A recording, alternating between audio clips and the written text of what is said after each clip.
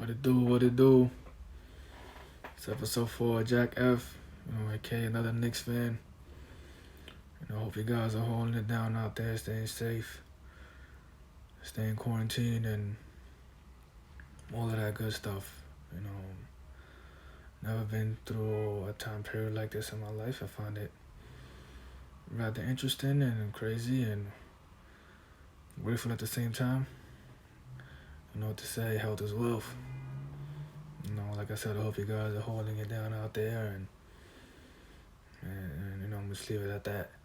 Because, we could have a whole discussion about this stuff that's going on, but I'd rather not do that. As you can tell, I'm keeping myself safe. I'm not breathing in or breathing in out anything with the Rona vibes, I know Corona, I ain't trying to find my beach right now, Corona. I'm cool in the crib. Straight like that.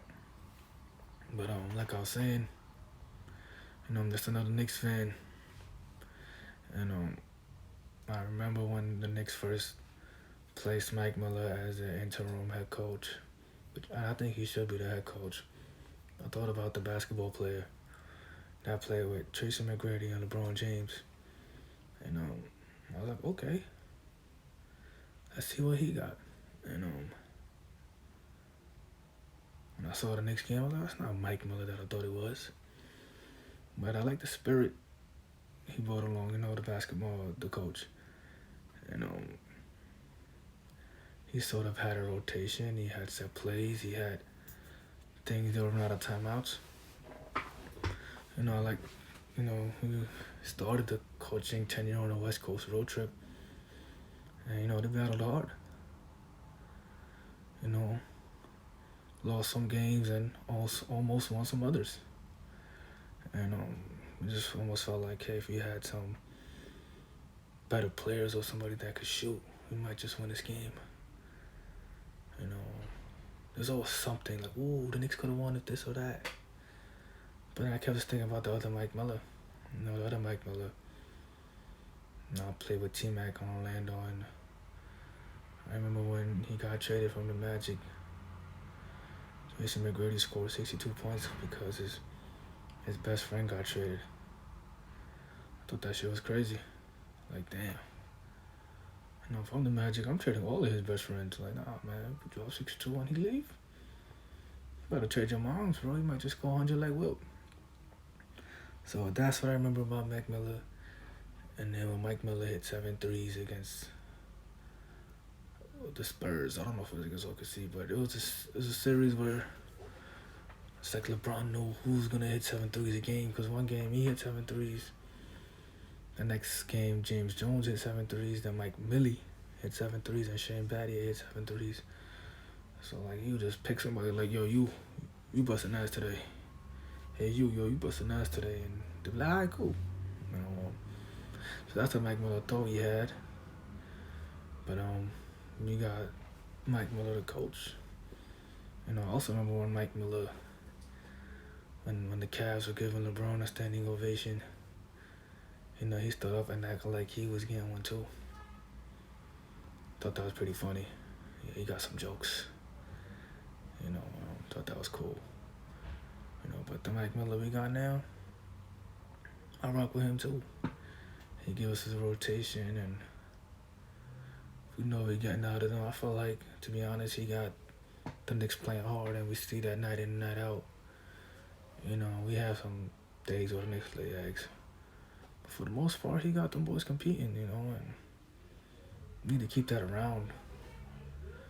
The players are raving about him. So I think we should keep him. And even if we don't keep him as a coach, at least keep him on the assistant team. Remember, we had Herb Williams on the assistant staff for like 20 years. And he didn't leave until JAK came. So I'll give Mike Miller the benefit of the doubt. We should keep him, moving forward. What was more crazy was, remember I was speaking about Frank the Tank. I think he heard me. That boy been busting ass. If you had asked me if the NBA will get locked out first or Frank would have a 20 points, 10 assists game, I probably would have said the lockout first, you know. I think that was the first time he had 20 points in a game. And the crazy thing about it was it didn't look too hard for him. And I'm not expecting 20 points a game from him every single time, but I do expect 12 to 15. You know, whenever he scores, it looks so noticeable. Like, oh shit, he scored, yo. And you're happy for him because, you know, you sort of want him to do good. And you know, I think he's showing that he could be like a watered down Mike Conley, but better on defense and shit. So I'll definitely keep him. But maybe that's why the lockout happened, you know. No one could have fathomed the fact that he had 20 and 10. Like, I was like, oh shit. Talked to like 4 of my boys. And they was like, yo, give Frank the fucking max contract, yo. Give Frank the max contract. And I was like, what, you might be right. But the other theory was that, you know, Frank is from France. So is Rudy Gobert. You know, what if Rudy Gobert was hating for the fact that Frank had a 20 and 10 game and he thought he was going to take a shot? But now I'm just playing, man. But, you know, I'm glad that we got off of Rudy Gobert and left him alone. I thought it was going to be much worse for him. I'm glad it hasn't got any worse. You know, to be honest, a lot of us weren't taking the disease seriously. I mean, the virus seriously. So I feel like he shed a lot of light. What's even more crazy is the fact that the Knicks might be playing in June. Now, who would have thought that the Knicks might have been playing in June? Like,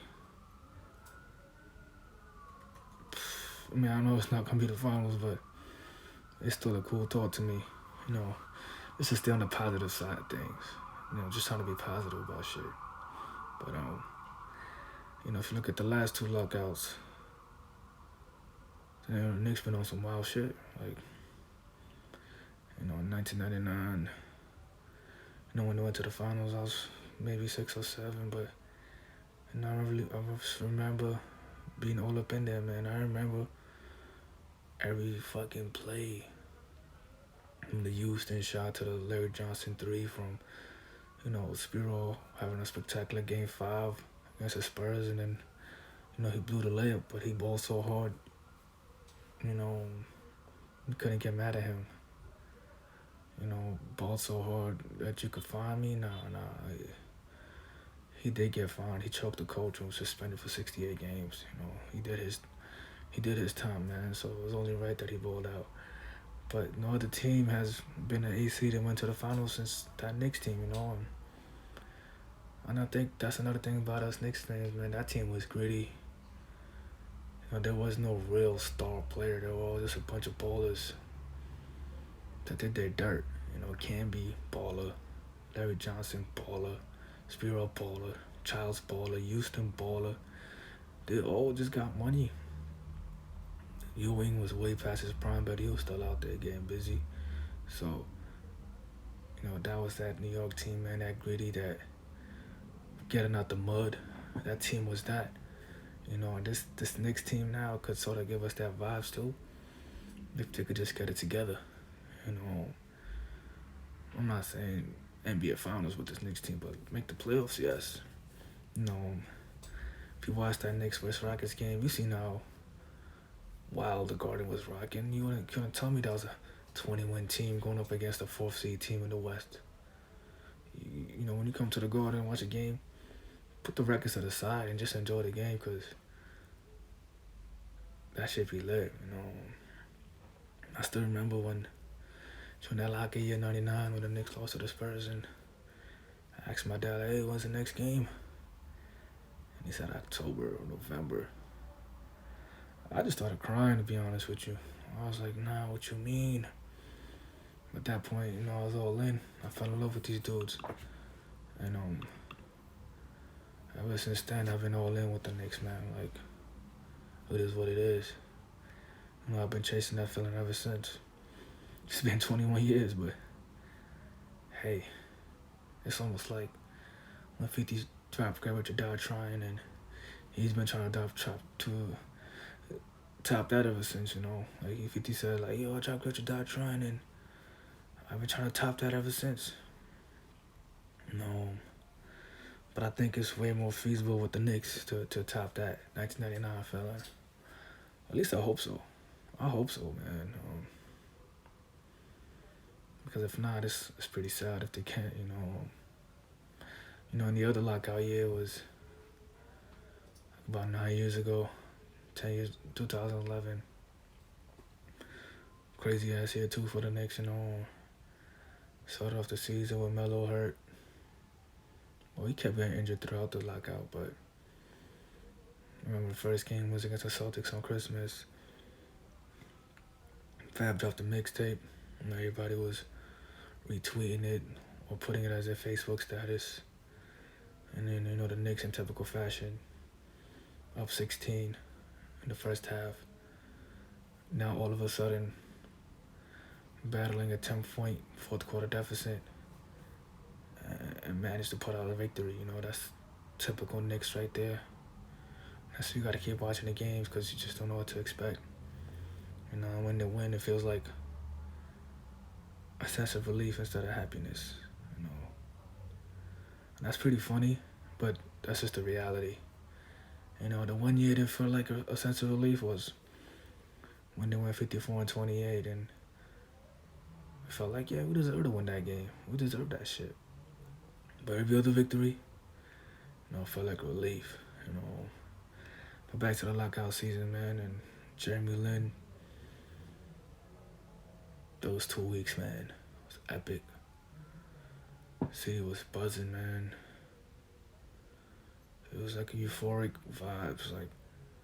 And that was another 2-week stretch where I felt like, yo, we gonna win this game. We gonna win this game. And then we did win those games. You know, it's like we were just trying to hold on. We don't know how long the good times are gonna last. You know, I don't like the rap that Melo was getting. But what was crazy was, you know, once Lin got hurt and Baron Davis got healthy, the Knicks were smoking teams. Like with Lin, it was winning. It was winning. You know, we won close games because of him. And then win by 10 or 15. But when he got hurt, and after LeBron and them locked him up, you know, sort of lost his flair and passion. But even in that game when he got locked up, he was going hard. I respect his effort, man. He wasn't like he was just, oh man, they got me. No, he was battling. That boy was battling. You know, but I also felt like it wasn't fair to him because the Heat didn't care about nobody else. They didn't care about Melo. They didn't care about Stoudemire. They're like, Lin, Jeremy Lin, we're locking you up tonight. And I think that's what made him not look as good that day. You know, it was also inevitable. He was going to have a bad game. But unfortunately, he tore his meniscus. But the Knicks kept bowling, man. Baron Davis, Stoudemire, Shumpert, JR. It was a stretch where they all found their groove. Stoudemire got braids. And Melo got player of the month. And people forget that Melo got player of the month because he was busting ass after he recovered from that groin injury. And you know, even though they lost to the Heat in 5, that was still a crazy ass season from being 18-23 to ending the season 36-30. Like, and then I was upset with Lin because they said that he could return for the playoffs, but he didn't want to. And they said it was for contract negotiations. Like, yo, why does that matter? Like, yo, just play against the Heat and bust ass. But I was 18 at the time, so I didn't really understand how this shit works. A few years passed by, and I understood why Tyson Chandler said that Jeremy Lin should stand out or sit out because that's probably was gonna be the best contract he got. I don't know if it is or isn't, but it makes sense now from a money perspective. One bad series could cost you $10 million, and the injury could cost you another $10 million. So I understood it now, but at the time I didn't. You know, I was pretty upset at him because we were going against the Heat in the playoffs, And I remember that he got locked up by the Heat in the regular season, so I thought he would have some pride, but I understand everything now, so I'm not upset anymore. But I just didn't like the narrative that Melo got put on. Willie mentioned how the Knicks started busting ass once everybody was healthy and found their groove, you know. But both those lockouts, some great fucking memories, man. You know, I'm thankful. You know, I also got word about the Nets players got coronavirus. You know, wish all of them, on Kevin Durant is one of them. I heard, you know, speedy recovery. I wish everybody, all the human beings in the world that have been impacted by this speedy recovery. You know, I don't want to make this only an NBA thing when it comes to this shit. You know, it's a big deal. And like I mentioned earlier, I did not mention this earlier, by the way. I'm mentioning this now. You know, Spencer Dinwiddie. I got him on all my fantasy teams. I'm in 4 fantasy leagues. 1, 2, 3, 4, 4 fantasy leagues. And I got him in all my fantasy teams. And, you know, one thing I like about him is that, you know, he likes causing status with the Knicks fans, and I think that's healthy. You know, we need someone to have a back and forth with, you know.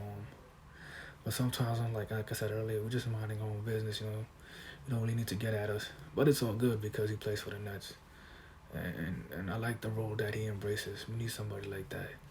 And he's a baller, so I respect his back and forth with us Knicks fans, you know. And I appreciate him being a good player because I got him in 4 of my fantasy teams. But, you know, he also had an idea of creating some tournament, and thought it was a great idea. It was almost like some NCAA shit. I thought it was great because I don't know what's going on with the rest of the season, you know. It might be canceled, it might not be, you know, but it's better than nothing. And with that being said, it gives the Knicks a chance to do something, you know. It definitely does. And, you know, who knows if KD gets healthy, Kyrie gets healthy, and then you got all the Lakers players getting healthy, and then you got everybody just healthy. You know, it could be like a wild madness, some wild shit, some July madness or August madness. It's cool with me. It's better than nothing, you know. I'd rather watch that in the summertime than the FIBA shit anyways. So, you know, I'm all for that. And I hope that happens, you know. Keeps me interested at least even more, and us Knicks fans interested even more. So, as long as you're still in the mix, you know. And with that being said, you know, that's all I got for today. I was talking about Mike Miller. You know, Frank having a 20 and 10 game. I'm proud of you, boy. You know, the previous great memories that the NBA lockouts have brought me, you know, because of the Knicks, but this lockout is different, and I hope everything gets back to normal as soon as possible. Shout outs to Spencer Dinwiddie, shout outs to Mike Miller, both of them, and shout outs to Jeremy Lin and Melo, and the Fizzes, man. Shout outs to David Fizdale and the Fizz from B2K. You know, they had a tough stretches. The Fizzes had a tough stretch, man. So shout outs to them too, man. Shout out to the Fizzes, man. And Tom Brady on the Buccaneers. You know, he said knuck if you buck. So I guess he's knucking and bucking and ready to fight. But on that note, peace.